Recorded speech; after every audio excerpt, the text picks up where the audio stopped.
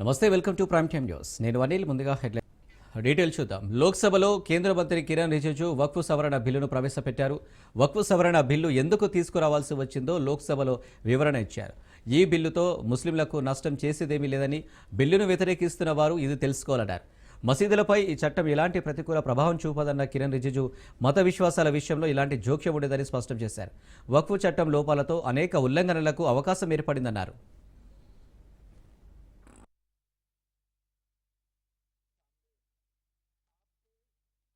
ये bill joint parliamentary committee को दिया गया, जिसका विपक्ष का भी बड़ा आग्रह था। कमेटी ने इस पर सुविचारित रूप से अपना मत प्रकट की। वो जो मत प्रकट हुआ, वो मत फिर से कैबिनेट के सामने गया। कमेटी के जो सुझाव थे, ये भारत सरकार की कैबिनेट ने स्वीकार किए और अमेंडमेंट के रूप में किरण रिजिजू जी लेकर आए। ये तभी होता है जब ये ऑफिशियल अमेंडमेंट कैबिनेट की अनुमोदन के बगैर आता है। मान्यवर, मैं नहीं मानता इसमें कोई पॉइंट ऑफ ऑर्डर है, और आपका ही आग्रह था कि कमेटी ज्वाइंट पार्लियामेंट्री कमेटी बने। अगर कमेटी ने कोई बदलाव ही नहीं करने हैं तो ये कांग्रेस जैसी कमेटियां नहीं, हमारी लोकतांत्रिक कमेटी है मान्यवर, जो दिमाग चलाती है। कांग्रेस के जमाने में कमेटियां होती थी जो थप्पा लगाती थी। हमारी कमेटी चर्चा करती है, चर्चा के आधार पर विचार करती है और परिवर्तन करती है। अगर परिवर्तन को स्वीकार ही नहीं करना है तो कमेटी काहे को लिए है भाई? सामने रखा आपके द्वारा ये बिल जॉइंट पार्लियामेंट्री कमेटी को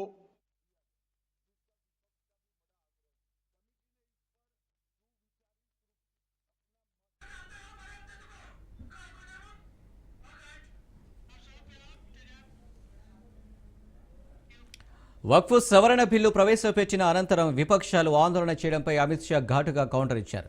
ప్రతిపక్షాలు జేపీసీ వేయాలని కోరాయని, విపక్షాల డిమాండ్ మేరకే జేపీసీ వేశామన్నారు. తాము కాంగ్రెస్ల జేపీసీ సవరణలను పట్టించుకోకుండా యథాతథంగా తీసుకురాలేదన్నారు.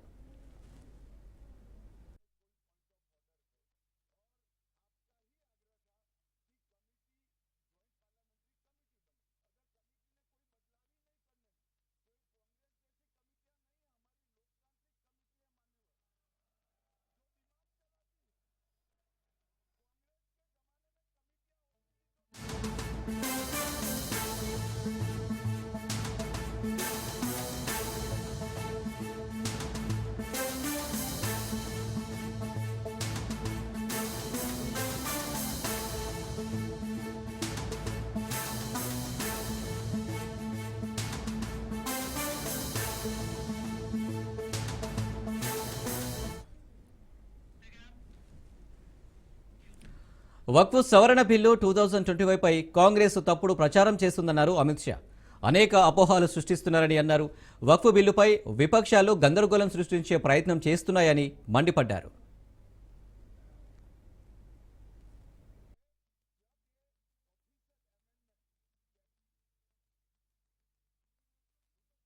से आया और मान्यवर, ये जो भ्रम खड़ा किया जाता है कि ये एक मुस्लिम भाइयों के धार्मिक क्रियाकलापों के अंदर, उनके दान की हुई संपत्ति के अंदर दखल करने का है, ये बहुत बड़ी भ्रांति फैलाकर माइनॉरिटी को डराकर अपनी वोट बैंक खड़ी करने के लिए किया जा रहा है। मान्यवर, कहां पर गैर मुस्लिम सदस्य रखे जाएं? परिषद में और वक्फ बोर्ड में। उसका काम क्या है? उनका काम धार्मिक क्रियाकलापों को चलाने का नहीं है। वो शुद्ध रूप से वक्फ का जो कानून, दान के लिए किसी ने दी हुई संपत्ति, उसका एडमिनिस्ट्रेशन अच्छे से चल रहा है नहीं चल रहा है, कानून के हिसाब से चल रहा है नहीं चल रहा है, या तो दान जिस चीज के लिए दिया गया, इस्लाम धर्म के लिए दिया गया, गरीबों के भोजन के लिए दिया गया, गरीबों के उद्धार के लिए, वो उद्देश्य के लिए इसका उपयोग हो रहा है नहीं हो रहा है, इसका नियमन करने का काम। माननीय सदस्य लोग ये कह रहे हैं कि हमारे सदस्य नहीं है यहाँ पर, जो हमारे साथी हैं। लेकिन अध्यक्ष महोदय, मैं ये कहना चाहता हूँ, ये जो बिल लाया जा रहा है, भारतीय जनता पार्टी में एक मुकाबला चल रहा है। भारतीय जनता पार्टी के अंदर मुकाबला चल रहा है कि खराब हिंदू कौन बड़ा है। और ये बात अध्यक्ष महोदय मैं ऐसे ही नहीं कह रहा हूं। जो पार्टी ये कहती हो कि दुनिया की सबसे बड़ी पार्टी है, अध्यक्ष महोदय वो अपना राष्ट्रीय अध्यक्ष नहीं चुन पाए अभी तक।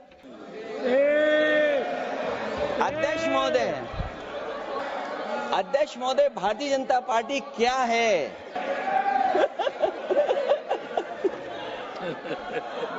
जी, एक भी नॉन मुस्लिम नहीं आएगा ये एक्ट में, ऐसा कोई प्रावधान। मगर जो वक्फ बोर्ड है और वक्फ परिषद है उसका काम क्या है? वक्फ की संपत्तियां मान्यवर बेच खाने वाले लोगों को पकड़कर इसके बाहर निकालने का। वक्फ के नाम पर औने पौने दाम में संपत्तियों को 100 साल तक किराए पे देने वाले लोगों को पकड़ना है। वक्फ का जो पैसा होता है, इनकम जो गिरती जा रही है, जिसके माध्यम से माइनॉरिटी का विकास करना है, माइनॉरिटी को आगे बढ़ाना है, इस्लाम धर्म की सारी धार्मिक संस्थाओं को पुख्ता करना है।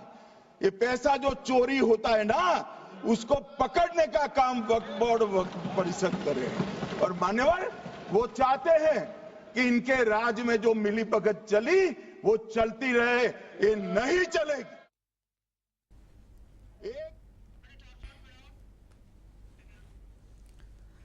తెలంగాణలో బీసీ రిజర్వేషన్లు ఆమోదిస్తే గుజరాత్కు వచ్చిన నష్టమేంటని ప్రధాని మోడీని సీఎం రేవంత్ రెడ్డి ప్రశ్నించారు. బీజేపీ ఆలోచన విధానం బీసీలకు వ్యతిరేకమని ఆయన ఈ పార్లమెంటు సమావేశంలోనే బీసీ రిజర్వేషన్ల బిల్లు ఆమోదించాలని కేంద్రాన్ని డిమాండ్ చేశారు. జంతర్ మంతర్లో జరిగిన బీసీ సంఘాల పోరు గర్జనలో పాల్గొన్నారు. భారతీయ జనతా పార్టీ ఈ విధానానికి బీసీలను బలపరచాలన్న ఆలోచనకు వ్యతిరేకము. అందుకే ఈరోజు ఎన్ని రకాల ప్రయత్నాలు చేసినా ఈరోజు బీసీల లెక్కలు చేయాల్సి వస్తుందని 2021 జనాభా లెక్కల్ని వాయిదా వేసి ఇవాళ 2025 సంవత్సరం వచ్చినా జనాభా లెక్కలు చేయడం లేదు.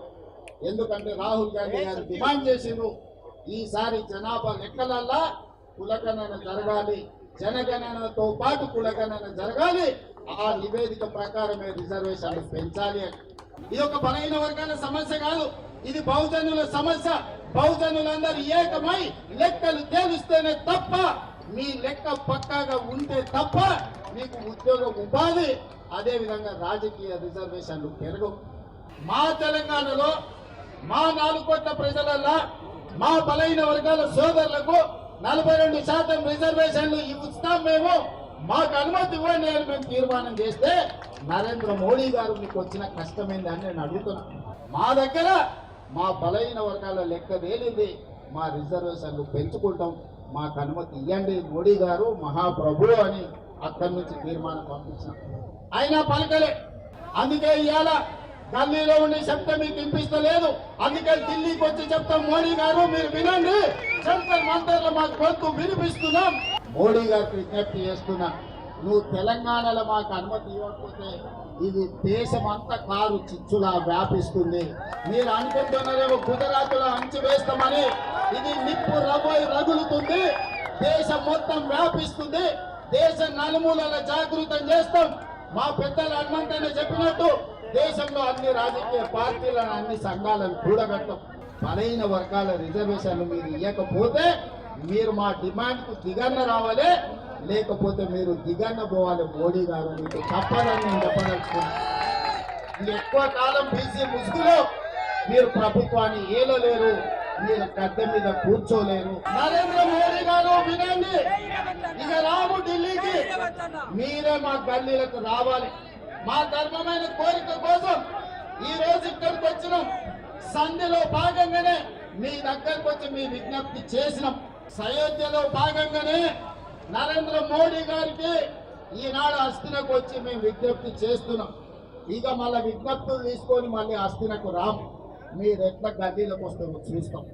తొందరలోనే మా బలహీన వర్గాల సోదరులకు, మా బహుజన సోదరులకు నేను విజ్ఞప్తి చేస్తున్నా, అదే పరేడ్ గ్రౌండ్ లో ధర్మ యుద్ధం ప్రకటించండి. 10 లక్షల మందితో మన బలమేమో చూపిద్దాం. హెచ్సియు క్యాంపస్లో గందరగోళ పరిస్థితులు నెలకొన్నాయి. ప్రొఫెసర్లు, విద్యార్థులపై పోలీసులు ఆంక్షలు విధించారు. ప్రస్తుతం వారిని తూర్పు క్యాంపస్లోకి అనుమతించలేదు. వాస్తవానికి తూర్పు క్యాంపస్లో మేనేజ్మెంట్ స్టడీస్, ఎకనామిక్స్, మ్యాథ్స్ తదితర క్లాస్ రూమ్స్ ఉన్నాయి. దీంతో ఎటు వెళ్లాలో తెలియక విద్యార్థులు అయోమయానికి గురయ్యారు. ప్రస్తుతం క్యాంపస్లోని ఈస్ట్ గేటు మొత్తం ప్రాంతాన్ని ప్రభుత్వం ఆక్రమించడానికి ప్రయత్నాలు చేస్తుందంటూ స్టూడెంట్స్ ఆరోపిస్తున్నారు. అందుకే అనుమతి ఇవ్వడం లేదని చెబుతున్నారు. అసలు రేవంత్ ప్రభుత్వం ఏం చేస్తుంది అంటూ ప్రొఫెసర్లు నిలదీశారు. 400 ఎకరాల భూమి వేలానికి వ్యతిరేకంగా విద్యార్థుల ఆందోళనలు ఆగడం లేదు. రోజురోజుకు విద్యార్థుల నిరసనలు మిన్నంటుతున్నాయి. దీంతో వర్సిటీ ఎదుట పోలీసులు భారీగా మోహరించారు. అలాగే స్టూడెంట్స్కు విద్యార్థి సంఘాలు, ప్రతిపక్ష పార్టీలు మద్దతు తెలిపాయి.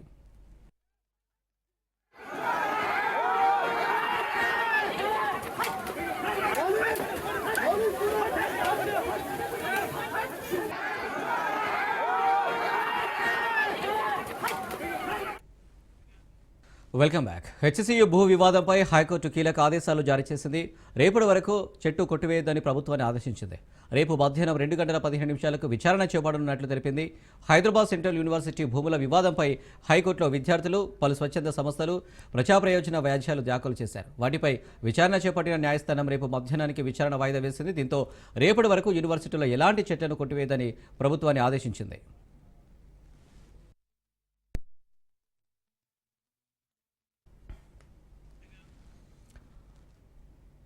హెచ్సిఈలో 1 ఇంచు భూమి కూడా తీసుకోలేదని స్పష్టం చేశారు మంత్రి జూపల్లి కృష్ణారావు. ఓ ప్రైవేట్ కంపెనీకి భూమి వెళ్లకుండా కాంగ్రెస్ ప్రభుత్వం కాపాడిందని గుర్తు చేశారు ఆయన. ప్రైవేట్ కంపెనీకి 400 ఎకరాలు వెళ్తే బీజేపీ, బీఆర్ఎస్ నాయకులకు ఇబ్బంది అనిపించలేదని ప్రశ్నించారు. బీఆర్ఎస్, బీజేపీ నాయకులు విద్యార్థులను రెచ్చగొట్టే ప్రయత్నం చేస్తున్నారన్నారు. 400 ఎకరాలు 2023 9 ఆగస్టు నాడు ఐఎంజీ అనే సంస్థ, బిల్లీరావు అనే వ్యక్తి ఐఎంజీ సంస్థ, ఐఎంజీ సంస్థకు అంటే ప్రైవేట్ సంస్థ, దానికి 400 ఎకరాలు మెమరాండమ్ ఆఫ్ అండర్స్టాండింగ్ ఇచ్చారు. దానికి రిజిస్ట్రేషన్ కూడా చేసి సేల్ డీడ్ కూడా. ఇప్పుడు అది 10th ఫిబ్రవరి 2004, అంటే ఆనాడు ఉన్నటువంటి టీడీపీ ప్రభుత్వం. ఆనాటి నుంచి ఈనాటి వరకు సుమారుగా ఆల్మోస్ట్ 20 years, ఈ 20 సంవత్సరాల నుంచి ఈ ల్యాండ్ను ఒక ప్రైవేటు సంస్థకు అప్పజెప్పి 20 సంవత్సరాలు.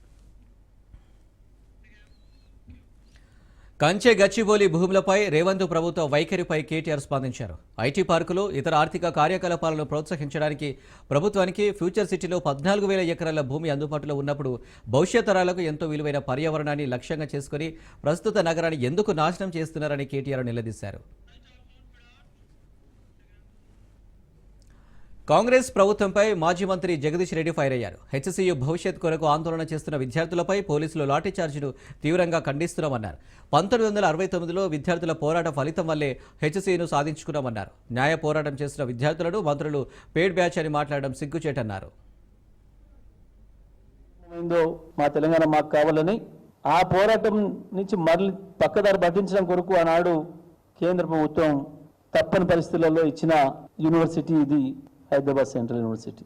ఏ ఉద్యమ ఫలితంగా, విద్యార్థి ఉద్యమ ఫలితంగా వాళ్ళు సాధించుకున్నారో ఇవాళ మళ్ళీ అదే యూనివర్సిటీని కాపాడుకోవడం కొరకు మరొకసారి ఆ విద్యార్థులు త్యాగాలకు పాల్పడాల్సిన పరిస్థితి వచ్చింది.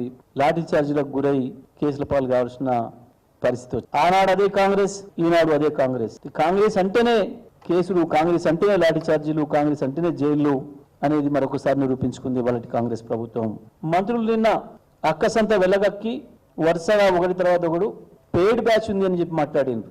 విద్యార్థుల్ని అవమానించే పద్ధతుల్లో మిమ్మల్ని అందరం ఎక్కించిన విద్యార్థి యువతను వెక్కిరించే పద్ధతి.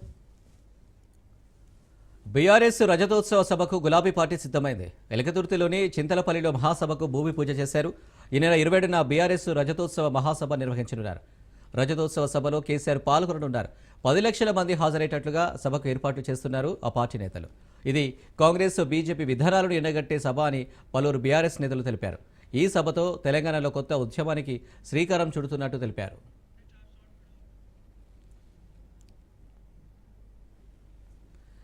పార్టీ ఫిరాయింపులపై సుప్రీంకోర్టులో సుదీర్ఘ వాదనలు జరిగాయి. స్పీకర్ తరపున ముకుల్ రోహత్గి వాదనలు వినిపించారు. స్పీకర్ విశేషాధికారాల్లో కోర్టులు జోక్యం చేసుకోరాదని, స్పీకర్ నిర్ణయం తీసుకున్న తర్వాతే న్యాయ సమీక్షకు అవకాశం ఉందన్నారు. ఫిరాయింపులపై హైకోర్టు ఇంకా ఎటువంటి నిర్ణయం తీసుకోలేదని, అక్కడ కేసు పెండింగ్లోనే ఉందని కోర్టు దృష్టికి తీసుకొచ్చారు.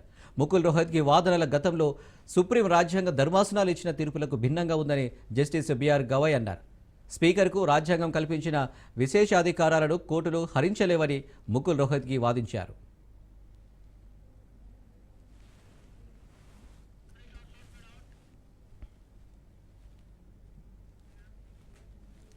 స్పీకర్ నిర్ణయం తీసుకోకపోతే కోర్టులు జోక్యం చేసుకోకూడదా అని ప్రశ్నిస్తూ స్పీకర్ 5 ఏళ్ల వరకు నిర్ణయం తీసుకోకపోతే అంతవరకు కోర్టులు నిర్ణయం తీసుకోకూడదా అని అడిగారు.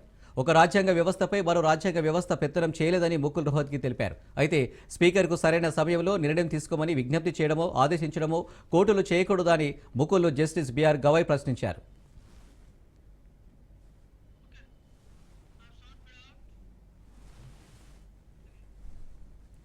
ప్రకాశం జిల్లాకి ఇచ్చిన హామీ నెరవేర్చానని గర్వంగా చెబుతున్నారన్నారు లోకేష్.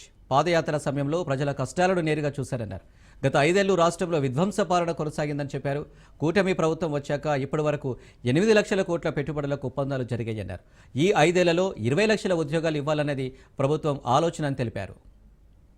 గారికి, అనంత్కి, పిఎంఎస్ ప్రసాద్ గారికి, మాధవ్ గారికి, హరీంద్ర కే త్రిపాఠి గారికి నా హృదయపూర్వక ధన్యవాదాలు నేను తెలుపుకుంటున్నాను. ఈ పెట్టుబడుల ద్వారా ఆంధ్ర రాష్ట్రంలోనే 2,50,000 మంది నిరుద్యోగ యువకులకి కూటమి ప్రభుత్వం ఉద్యోగాలు కల్పించబోతుంది. ప్రకాశం, అనంతపురం, కడపలో ఉన్న 5 లక్షల ఎకరాల బేడు భూమి వినియోగంలోకి తీసుకుని రాబోతున్నాం. నేను యువగలంలో ప్రకాశం జిల్లాకు ఇచ్చిన హామీని, దాంట్లో ఒక్క హామీని ఈ రోజు నిలబెట్టుకున్నానని గర్వంగా చెప్పుకోగలుగుతున్నాను. రిలయన్స్ మొదటి సిబిజీ ప్లాంట్ కనగిరిలో శంకుస్థాపన మేము చేశాము. ఈ ప్లాంట్ రిలయన్స్ సిబిజీ ప్రాజెక్ట్ కి హబ్ గా కూడా మారిపోతుంది. ఇక్కడనే హెలికాప్టర్.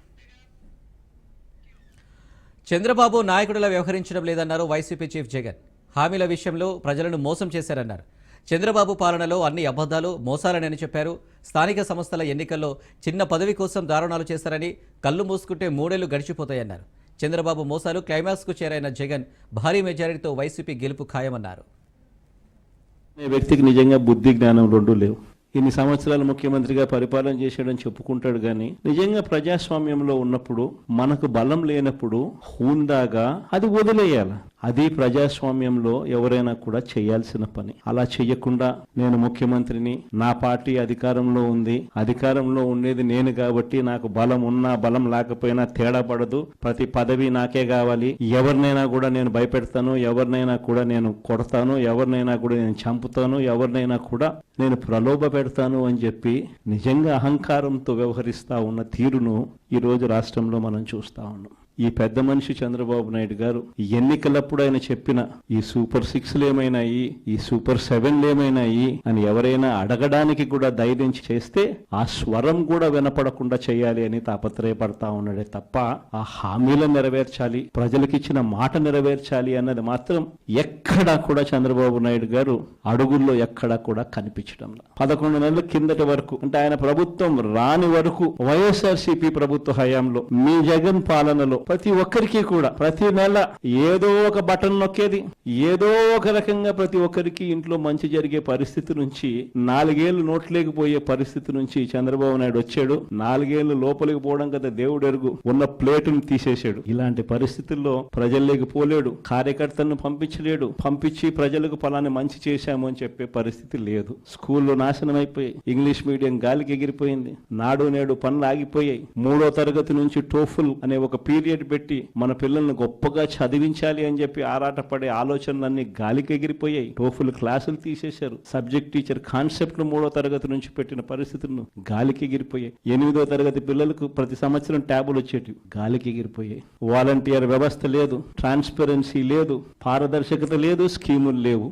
ఉన్నదల్లా ఏమిటి అనంటే రెడ్ బుక్ రాజ్యాంగం నడుస్తూ ఉంది, విచ్చల విడిగా కరప్షన్ జరుగుతూ ఉంది. మామూలు స్థాయిలో కాదు, విచ్చల విడిగా కరప్షన్ జరుగుతూ ఉంది. జనసేన పార్టీ ప్రధాన కార్యదర్శి నాగబాబు ఎమ్మెల్సీగా ప్రమాణ స్వీకారం చేశారు. ఏపీ శాసనమండలి చైర్మన్ మోషన్ రాజు నాగబాబుతో ప్రమాణ స్వీకారం చేయించారు. అనంతరం నాగబాబు సతీ సమేతంగా సీఎం చంద్రబాబును మర్యాదపూర్వకంగా కలిశారు. నాగబాబు, పద్మజ దంపతులు సీఎం కార్యాలయానికి వెళ్లి చంద్రబాబుకు శాల్వా కప్పి సన్మానించారు. చంద్రబాబు నాగబాబుకు శుభాకాంక్షలు తెలియజేశారు. నాగబాబుకు శాల్వా కప్పి వెంకటేశ్వర స్వామి ప్రతిభను బహూకరించారు.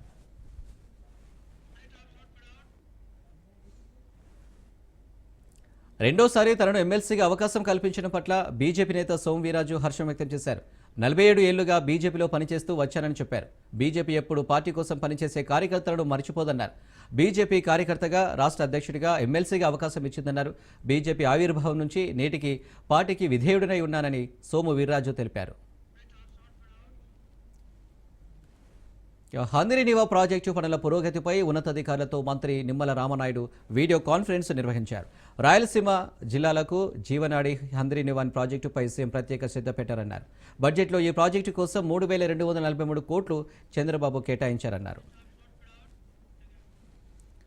గత ప్రభుత్వం చేసిన అప్పులను తీరుస్తూ వైద్య ఆరోగ్య శాఖను గాడిన పెడుతున్నామని మంత్రి సత్యకుమార్ అన్నారు. కడప జిల్లా బీజేపీ అధ్యక్షుడు ప్రమాణ స్వీకార కార్యక్రమంలో ఆయన పాల్గొన్నారు. జిల్లాలో బీజేపీ బలోపేతానికి ప్రతి కార్యకర్త కృషి చేయాలన్నారు. సామాన్య కార్యకర్త నుంచి ప్రధాని మంత్రి స్థాయి వరకు ఎదిగే అవకాశం ఒక బీజేపీలోనే ఉంటుందన్నారు. భూమికి వెళ్లాల్సి వస్తే సూర్యాస్తమం తర్వాత సూర్యోదయం వెళ్లాల్సిన దౌర్భాగ్యకర పరిస్థితులు ఉంటే ఒక కుటుంబంలో ఒక పెద్దగా ఒక అన్నగా 12 కోట్ల మరుగుదొడ్లను నిర్మించి అక్క చెల్లెల ఆత్మగౌరవాన్ని మొదటిసారి అధికారంలోకి వచ్చినప్పుడు చేశాడు. రైతన్నల కష్టాన్ని చూసి రైతన్నల కష్టాన్ని తీర్చడం కోసం పంట పెట్టుబడి తీసుకొచ్చి పీఎం కిసాన్ నిధిని తీసుకురావడం. కేవలం 3 ట్రిపుల్ తలాక్ అని చెప్పేసి విడాకులు ఇచ్చే ఒక దౌర్భాగ్యకర పరిస్థితి వస్తే, దాని కారణంగా ఆ చెల్లి రోడ్డున పడే పరిస్థితి వస్తే, దాని కారణంగా ఆ పిల్లలు సరైన విద్య లేక. సీఎం చంద్రబాబు మాట్లాడే మాటలకు చేసే పనులకు సంబంధం ఉందా అని ప్రశ్నించారు మాజీ మంత్రి ఆర్కే రోజా.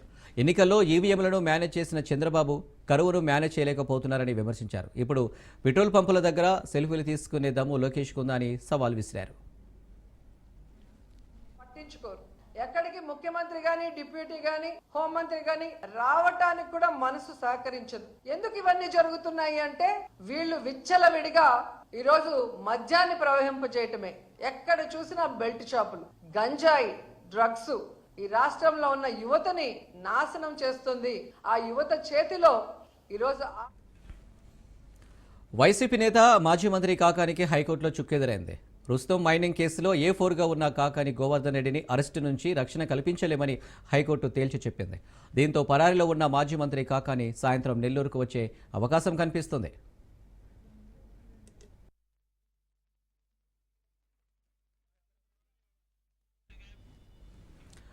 ఏపీలో రేషన్ బియ్యం మాయం కేసులో మళ్లీ కదలిక మొదలైంది.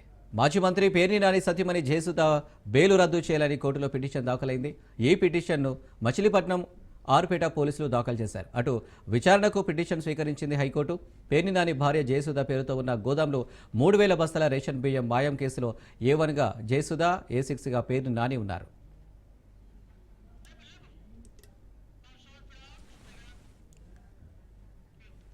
పాస్టర్ ప్రవీణ్ కేసులో మరో ట్విస్ట్ నెలకొంది. గత నెల 24న హైదరాబాద్ నుండి రాజమండ్రికి పాస్టర్ ప్రవీణ్ బైకుపై వెళ్లాడు. అయితే జగ్గైపేట ఫుడ్ ప్లాజా వద్ద బైక్ పై నుండి కింద పడ్డాడు. ఆ దృశ్యాలు సీసీ కెమెరాలో రికార్డ్ అయ్యాయి.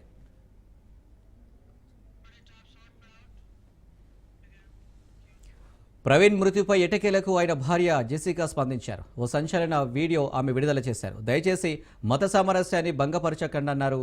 ప్రవీణ్ మృతిపై తప్పుడు ప్రచారం చేయొద్దన్నారు. For my husband Praveen remains ever strong, and my children and I feel his presence profoundly. He was an incredible loving husband and father, and we miss him dearly. I pray that everyone, including those in the media, can understand the pain we are experiencing. During this time, I ask for peace and space for my family to grieve and heal. I urge all the Christians. Palnadu జిల్లాలో bird flu కలకలం రేపింది. Bird flu వ్యాధితో ఓ చిన్నారి మృతి చెందింది. నర్సరావుపేటకు చెందిన చిన్నారికి ఇటీవల బర్డ్ ఫ్లూ సోకినట్లు గుర్తించారు. దీంతో చికిత్స నిమిత్తం మంగళగిరి ఎయిమ్స్కు తరలించారు. అయితే ఎయిమ్స్లో చికిత్స పొందుతూ గత నెల 15న చిన్నారి మృతి చెందింది. చిన్నారి రక్త నమూనాలు పరీక్షించగా బర్డ్ ఫ్లూ వ్యాధి బయటపడింది. ఇక బర్డ్ ఫ్లూ సోకడంతో జిల్లా వైద్య బృందం అలర్ట్ అయింది.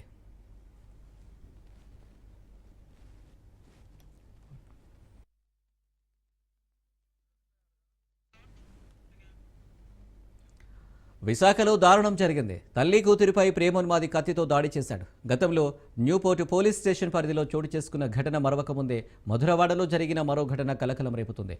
ప్రేమోన్మాది దాడిలో తల్లి మృతి చెందగా కూతురు పరిస్థితి విషమంగా ఉంది. ఘటనా స్థలానికి చేరుకున్న పిఎంపాలెం పోలీసులు దర్యాప్తు చేపట్టారు. నిందితుడిని పోలీసులు అదుపులోకి తీసుకున్నారు.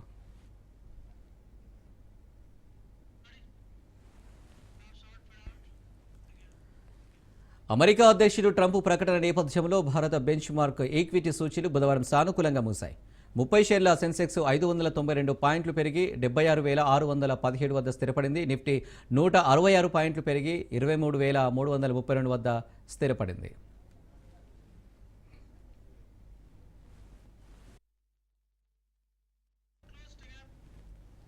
ఇవి అప్డేట్స్. మరిన్ని అప్డేట్స్ కోసం చూస్తూనే ఉండండి రాజ్ న్యూస్.